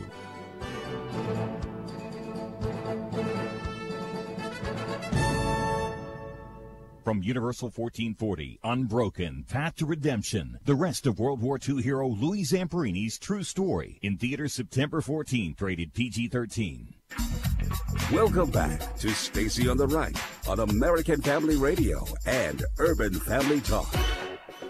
There's a problem when we have Zena Bassett this week flashing white power signs behind the Brett Kavanaugh hearings. How do we not stand up to that? Okay, so welcome back to the show. During the Kavanaugh hearings, Zena Bash was seated behind Justice Kavanaugh, and she became the kind of, it seems like every time there's a Senate hearing of any kind, whoever is seated behind the person doing the testifying, especially if it's a woman, they watch the woman, they watch if she sneezes, if she does anything, if she checks her purse, if she checks her phone. And so there's always a lot of scrutiny. And sometimes there'll even be, oh, the woman is so super cute. Who is it? It looks like a young intern, a young staffer. Does she work for the person who's speaking? Who does she work for? And so there'll be a whole bunch of speculation, and someone will write an article. The lady seated behind Justice Kavanaugh is blah. So you've got Zena Bash, and she's sitting back there, and she's not an unknown to these people. And she's just sitting with her phone, and they notice that at some points, her fingers are making what looks like the OK sign. Now, if you don't believe that the OK sign is just a regular sign that everyone makes, just type in OK sign in your Google or Bing. I use Bing search window, and you'll see children making the sign, black people making the sign. So there is no anybody, even foreigners, making the sign of OK, because it's a universal sign. OK, that's what it is. Well, recently, because the tarring and feathering of people on the right as it pertains to race has not been effective, those who want to divide us are running around saying things like, if you make this sign with your hand, the three fingers that are, vertical, they form a W, and that what that really means is white power. So the same symbol that meant okay, since people had fingers, now, all of a sudden, because Donald Trump is the president, means white power. And so you just heard this Illinois candidate for something or other, basically lying about Zena Bash and saying that she's making the white power sign. So when this was first asserted, when I think she was holding her phone and had holding the phone between the thumb and index finger, and her other three fingers were just hanging down, and someone said she's making the white power sign behind Justice Kavanaugh, and that it was a dog whistle to his white supremacist supporters, which is like so outrageous. Then she was sneezing the next day after she saw it on online social media, and every time she sneezed and took a tissue to cover her mouth, she made the OK sign. She overtly made the OK sign and held it next to her face so that it could get caught by the cameras. In other words, she trolled them something awful, because she unwittingly made the sign before, and then she made it intentionally as if to say, come at me, bro, because I'm not a white supremacist, because she's not. That's where we are right now. If you were to take the temperature of the nation, you'd find, a few million people on online social media arguing and bickering about whether or not a woman who is seated behind someone giving testimony in a hearing is making a white supremacist symbol with their fingers. So there is some serious news, and we'll get to that. What's serious is that we have this huge surge in illegal alien border crossings. The problem with this is obviously that they're doing that because they watch the news just like we do. And they've seen the fight between the president and everyone else, basically, Republicans and Democrats alike, joining together to, engage in defending lawlessness about the border. Border agents in South Texas saw an increase in migrant families making illegal crossings because They know that they're going to get catch and release. The number of Central American families arrested for entering the U.S. illegally surged again in August, according to U.S. Border Patrol agents, and this is in South Texas. U.S. Customs and Border Protection is expected to publish the most recent arrest totals later this week. The numbers will be used to gauge the effect of the president's order halting the separation of migrant parents from their children. Agents working the Rio Grande Valley, which is the nation's busiest corridor for illegal aliens, say they've seen more families turn themselves in and ask for asylum in recent weeks. They keep coming and coming. There were some really large groups. Anytime you have to use buses to come and pick them up, it's not a good sign. So there's been a lot of upset. Obviously, President Trump blew up at border security because he's just upset. Arrests have topped 50,000 for 3 consecutive months. He got upset with Kirstjen Nielsen and said she needs to close the border. The numbers dipped in June and July, but those numbers are consistent with seasonal patterns because of the heat. And another border agent said, we're really getting hit hard. So the president is considering, I saw in the news yesterday, that he's considering utilizing the U.S. military, the Army Corps of Engineers, and dollars that are dedicated to other programs in the military to get the border wall built in the face of intransigence from Republicans in Congress and the refusal of Democrats to even acknowledge that this is a real issue. What's real about it? Well, let's just first agree geographically, without consulting maps, that Bangladesh is not a country that is contiguous to the United States. It does not share the landmass of North America. Yet, Bangladeshi nationals, 100 of them, have been apprehended near the Texas border in the past 3 weeks. Laredo sector border control agents continue to lead the nation in apprehension of Bangladeshi nationals who illegally crossed the border from Mexico into Texas. 622 Bangladeshi people have been arrested in the Laredo section of the southern border. On September 7th, Laredo sector agents apprehended a group of 5 illegal immigrants who crossed the Rio Grande into the Santa Rita subdivision. The agents interviewed the group and learned that they came to the U.S. from Bangladesh. The Bangladeshis were 2 juveniles and 3 adults. A few weeks ago, the number of arrests was at 520 after agents arrested more than 20 Bangladeshi nationals over a short period of days. The rate of apprehensions in the Laredo section has accelerated over the past 3 months. If the trend continues, there could be more than 700 who've been arrested before the fiscal year ends in September. So last fiscal year, the entire year, 181 Bangladeshis were arrested. This year, we're looking at 622. It'll top out at 700. What do you think's happening? Probably the Bangladeshis who were arrested and are still in the country communicated with other Bangladeshis back at home and said, water's fine, come on in. And so they're flying to Mexico and crossing the border illegally. They can't fly into America without the proper documentation. They'd get stopped at customs. So they want to come in the manner that other people are coming in and getting to stay. Instead of being turned around, they want to come in a way that makes it so that they're not forced to leave. They want to flout our immigration laws. Now, Laredo Sector Acting Chief Patrol Agent Jason Owens previously said that the Laredo sector is targeted because of a lack of a physical border there. There's no physical border barrier there, no wall. There's no fence. He said the Mexican cartel known as Los Zetas chooses when and where migrants will cross the border, and that the Bangladeshis, mostly young men between the ages of 18 and 35, pay up to $27,000 each to be smuggled into the U.S. When we talk about the different groups that are crossing into an area, what we're trying to draw attention to is a more comprehensive look at our threat picture. We need to stay away from just focusing on the family units and unaccompanied alien children. What the men and women of the Border Patrol are dealing with on a daily basis is that they're concerned that this is a threat to our national security, that we could see an increase in terrorism. Not because specifically they're Bangladeshis, but because of the mechanisms that are being employed to get here. What do they need to be here for that's so important that they would spend $27,000? And where are poor Bangladeshis getting $27,000 from to cross, first to fly here? They pay for all of the mechanisms to be employed so they can get to Mexico so they can cross over. They have to actually pay Mexican drug cartels the money to help them pass into the country illegally. Why would they be doing that? Just to get here to what? Live and pick fruit? Because that's what the Democrats want everybody to think that they're doing, is they're just here to pick fruit. Leave them alone. They're here to do the jobs that nobody else will do.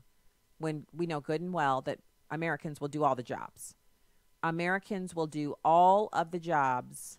We don't need foreigners to come here and do those jobs. I mean, so why? Why are they coming in? So, well, one thing that people are doing, I don't know if it's the Bangladeshis or not, but one thing that people are doing when they get here is illegal immigrants have been cited in the theft of 39 million Social Security numbers. 39 million Social Security numbers. That's almost as many Black Americans are as in this country. Nearly 40 million Social Security numbers have been stolen and used by illegal immigrants and others to get work, according to agency records obtained by an immigration reform group. The Immigration Reform Law Institute said that between 2012 and 2016, there were 39 million instances where names and Social Security numbers on W-2 tax forms did not match the corresponding Social Security records. The group said that there's a thriving black market used by illegal immigrants to get Social Security numbers needed to get a job. The report draws attention to the move by former President Barack Obama to stop sending so-called no-match letters to employers, identifying the fact that the employee and wage forms didn't match. So, again, Mr. I take credit for everything good and I deny everything bad. Mr. Open Borders America, President Obama, gave an order so that no-match letters weren't sent to employers so people could work here illegally. That's how he rolled. The change followed the president's decision to approve amnesty for 700,000 illegal aliens under DACA. Several groups promoting immigration reform and limitations have shown that illegal immigrants compete with low-income Black Americans for jobs. Social Security numbers of young children are especially sought by illegal aliens, as this theft is likely to go undetected for years. Then, when the children, who are actual Americans, reach their teenage years and apply for credit cards for loans, for car loans, student loans, and other needs, they find that their credit has been compromised. They've already got mortgages. They've got credit cards. They even have criminal records. The investigation shines a light on the depth of America's problems as a result of allowing illegal aliens to enter the country. Dale Wilcox is executive director and general counsel of IRLI. It also debunks the idea that being in the country illegally is a victimless crime. Millions of Americans, in many cases our children, are having their identities stolen to enable even more criminal activity. Illegal aliens should not reap Social Security benefits that result from the commission of identity theft after they've stolen their way into the country. I hate the way all of these stories ignore the original crime. The first crime is tow number one over the border and you don't have proper papers. That's the first crime. Everything you do after that is it's furtherance of the commission of the original crime. And isn't it interesting that they're stealing from our kids? So where are the Democratic senators and congressmen saying not one more kid? You know how they are. Not one more. If something happens they don't like, not one more. Well, saying not one more in this instance doesn't go along with the open borders fanaticism that we're seeing from the left. They want more of these people here so they can vote, which is it's absolutely criminal. It's ludicrous. It's ridiculous. So we have that going on. And then, of course, there's a huge statement from the press secretary, and it has to do with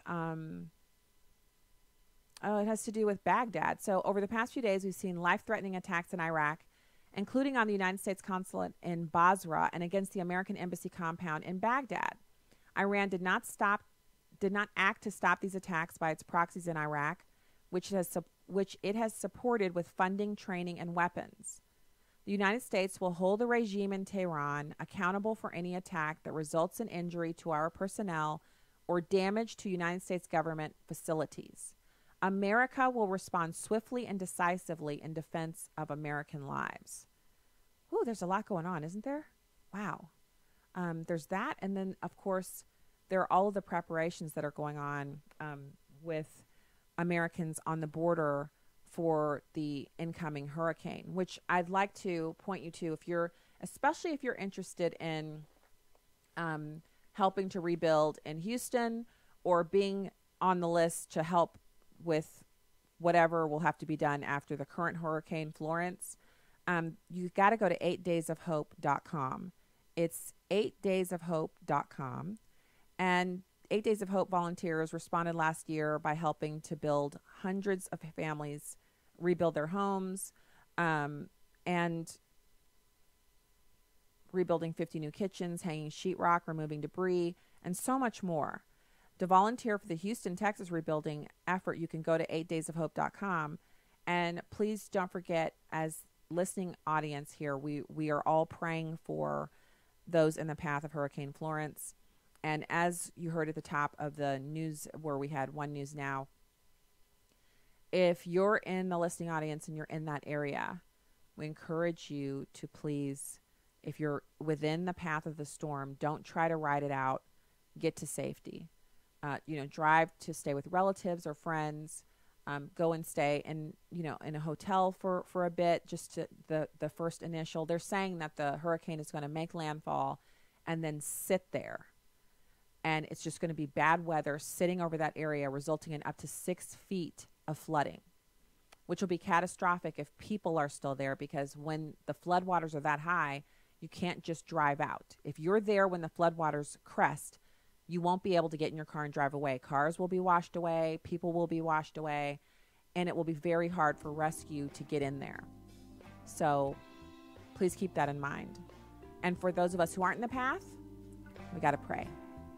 All right, that's the music. We'll be back with more. Last segment of the show right after these messages. Stay there.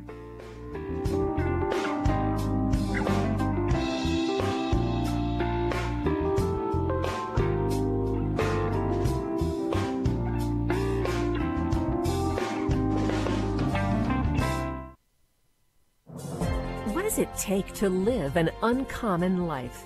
Here's former Super Bowl winning coach Tony Dungy with today's uncommon moment. There is no clearer showcase of your character than the way you treat others and expect them to treat you. The way you handle relationships, particularly your close ones, will impact every other area of your life in one way or another. According to 1 Corinthians 13, love means doing everything for someone else's benefit. That doesn't mean passively giving in to the other person's every wish or being dominated in the relationship.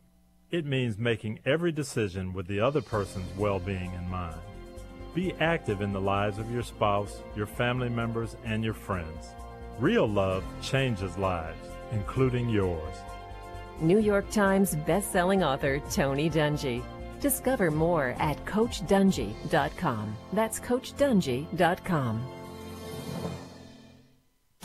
This is Life Issues with Brad Mattis, president of Life Issues Institute. The American Medical Association, or AMA, was once held in high regard, but now less than a quarter of practicing doctors are AMA members because it's a political organization.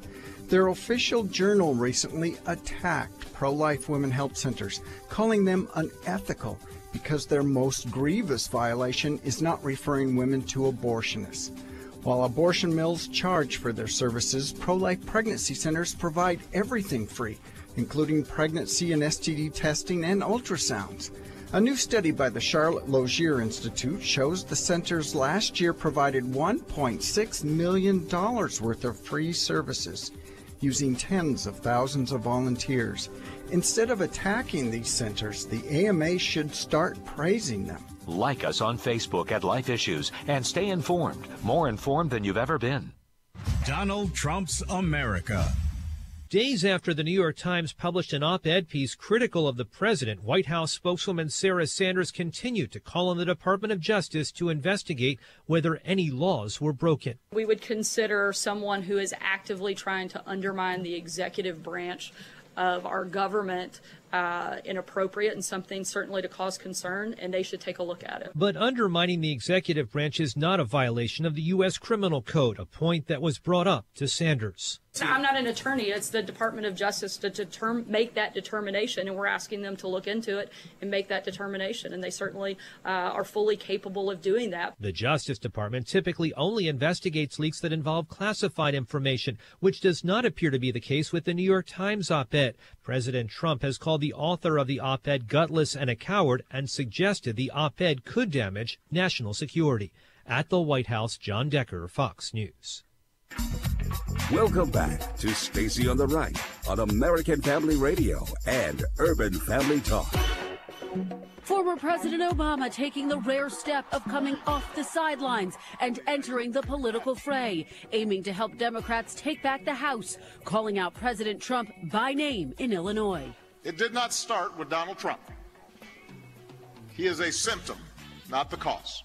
And barnstorming in critical races in California. The fact is that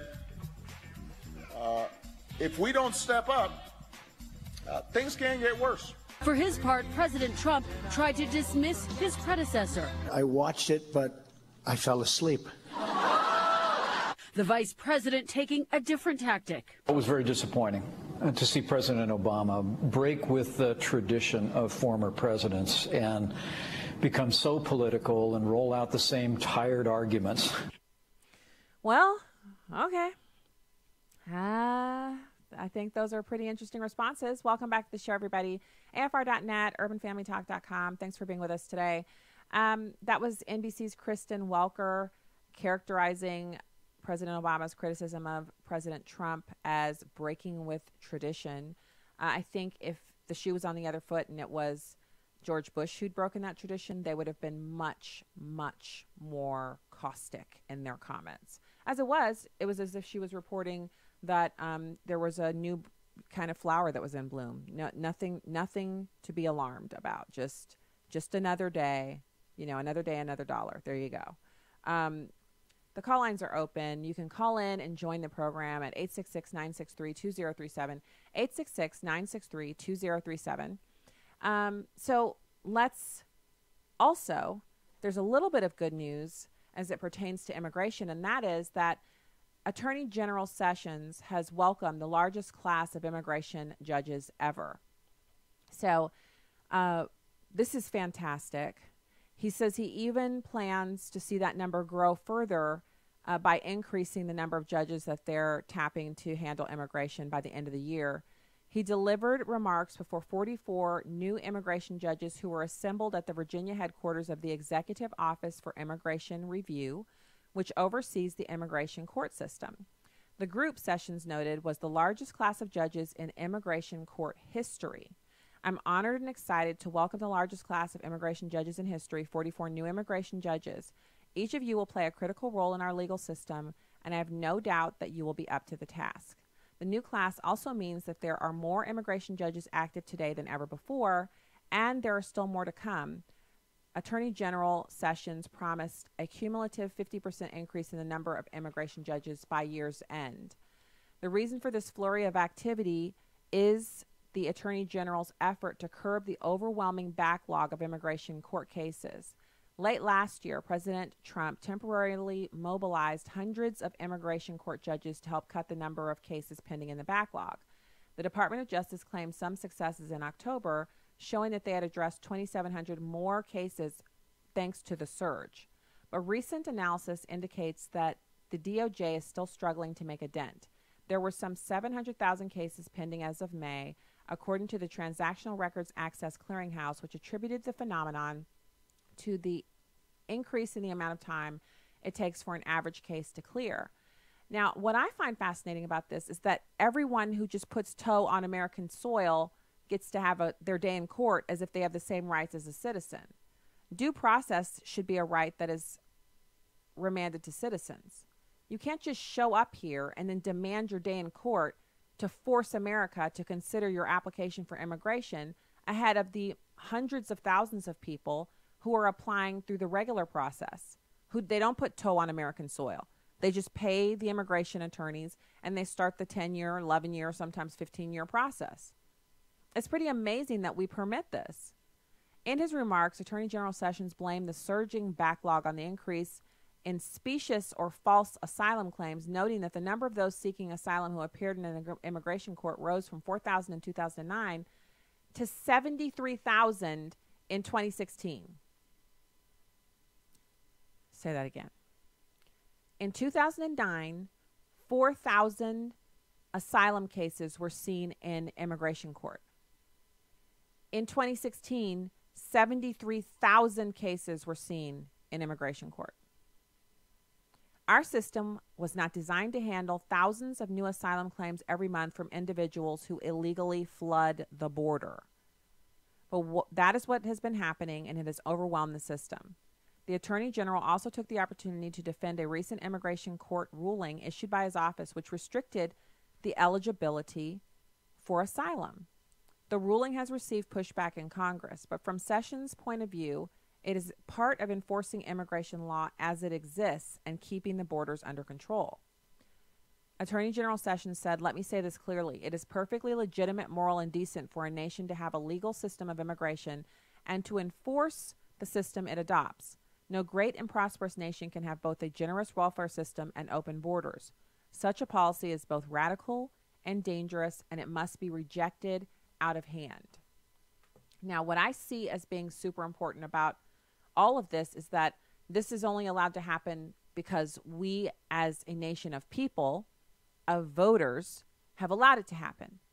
We have allowed emotional rhetoric and pictures and people telling us that we're horrible people if we don't want open borders to cause us to basically advocate for lawlessness. And when I say us, I'm talking about the Christian population in this country. Those of us who understand that we have to one day account for this.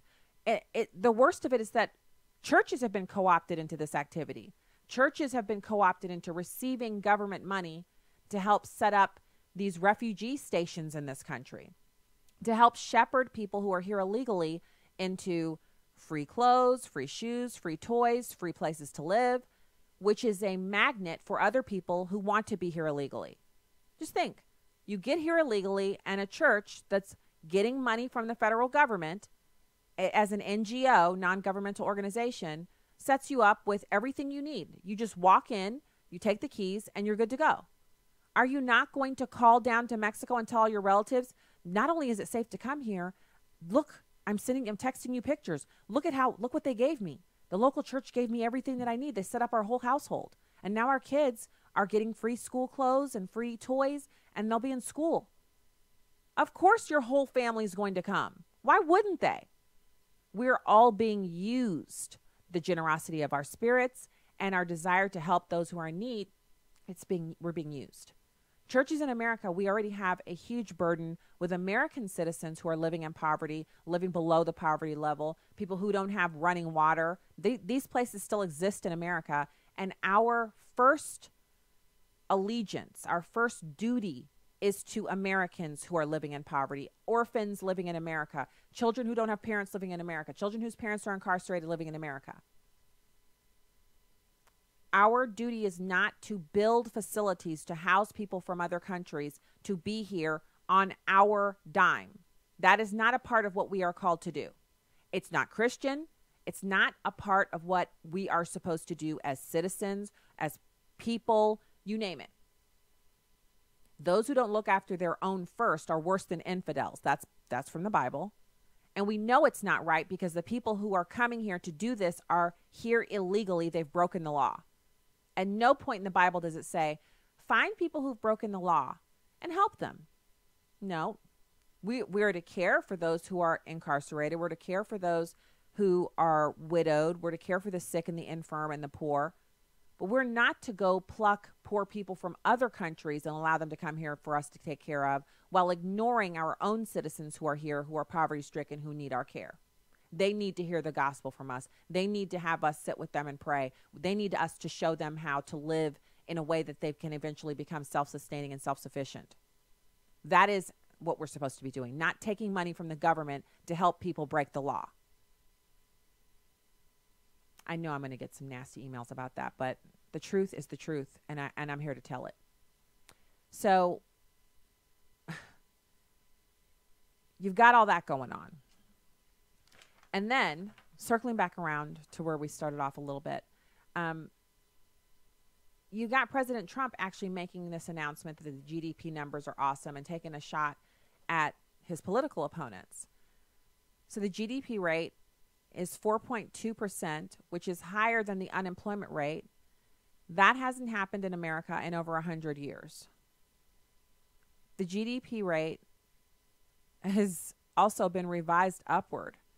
First quarter, it was only 2.2%. But it looks like it's going to be revised up to 4.4%, the second quarter GDP numbers, which is phenomenal. Expectations for third quarter GDP numbers is also 4.4%. That's not just a recovery. That's a boom that's happening. You know, when you're sitting someplace, when we were on vacation over the summer, we were sitting on the beach and we heard a roar of engines, and that's something that you hear often because you're really close to Eglin Air Force Base when you're in Destin. So we're sitting there and we glance up, and we had just broken out our little chicken sandwiches. We glance up and there are 4 F-16s flying overhead, and it was just so awesome because, you know, me and my husband met in the Air Force, and we both used to work on Eglin Air Force Base, so we heard the scream of jet engines all the time. We could go out at lunch and sit in a little overhang where there were picnic tables and eat our lunch and watch the planes take off and land. And it was so cool to sit there, and they seemed close enough that we could have just tossed a rock up and hit them. They were so close, and they flew right overhead. And if you've ever been sitting watching and seen an aircraft break the sound barrier and actually see the moment when the sound is made and the plane keeps going and it's like the sound is behind, it's pretty amazing. And that's what we're seeing in the economy right now. I liken it to the economy hitting the sound barrier and breaking it. And it's just so shocking that a lot of people don't know how to respond. I think we should respond by thanking God, praising him, lifting our hands up in praise and admiration for the goodness that he's allowing us to experience right now, and taking advantage of it by doing, you know, whatever in your prayer closet the Lord is asking you to do with that money. Give, save, what have you. Here's a quote from the president. He was talking about GDP numbers back in 2016, and he said, if the Democrats had won the election in 2016, GDP, which was about 1% and going down, would have been minus 4% instead of 4.2% up. I opened our beautiful economic engine with regulation and tax cuts.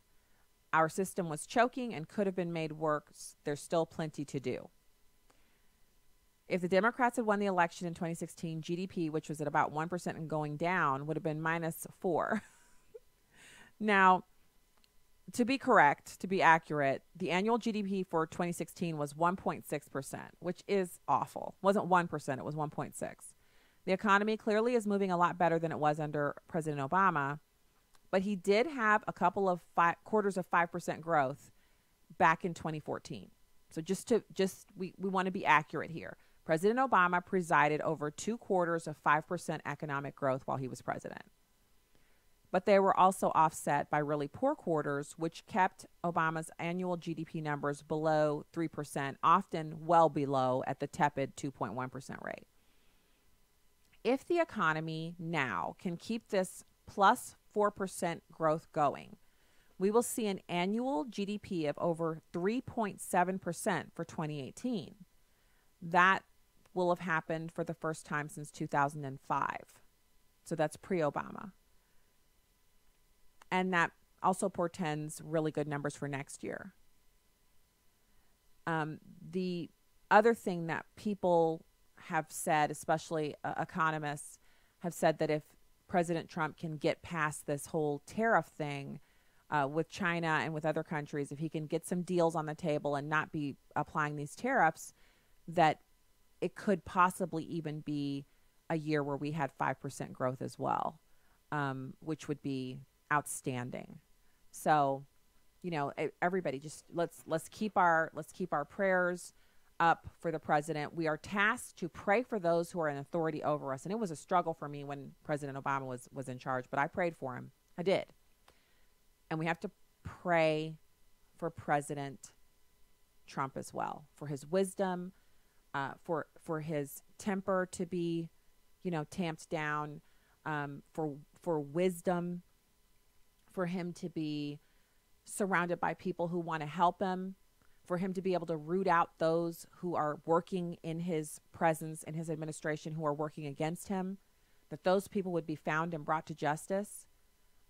We got to be praying for those things. And it's especially important, I can speak from personal experience, if you dislike President Obama, if you dislike President Trump, the way I disliked President Obama, his presidency. Praying for him softened my heart towards him so that I was able to see when he was actually doing something that was, not bad. It actually, that's part of what prayer does. It softens your heart towards those you're praying for. It doesn't mean you're suddenly going to become an Obama supporter. That never happened to me, but it helped me, and it can help you too. And I understand where you are, because that's the way I felt about President Obama. So I know how you feel. But God has an answer for that, as he does for all of our problems. So that's the show. God bless. Have a fantastic night. Signing off from the Heartland. See you tomorrow, citizens.